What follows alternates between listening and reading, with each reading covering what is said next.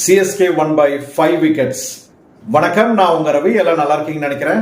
CSK vs Lucknow Super Giants 208 ஈஸியா chase பண்ணிட்டோம். 19.2 ஓவர்ஸ்லயே நம்ம சேஸ் பண்ணிட்டு 4 balls remaining இருக்கும்போதே நம்ம வின் பண்ணிட்டோம். இங்கிலீஷ் வந்து 4 sixes அடிச்சு பவர் பிளேல சூப்பரா விளையாடிட்டு இருந்தாரு. ஃபர்ஸ்ட் 10 ஓவர்ஸ்லயே 100 runs வரதுக்கு வந்து சூப்பரா ப்ளே பண்ணிருந்தாரு அப்படின்னு சொல்லலாம்.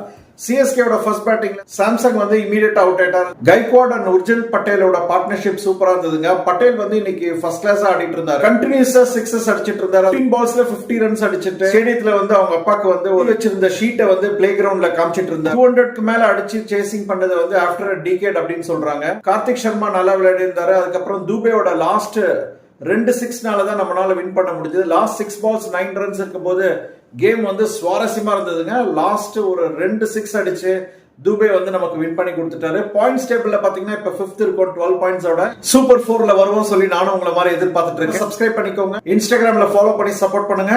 தேங்க்யூ.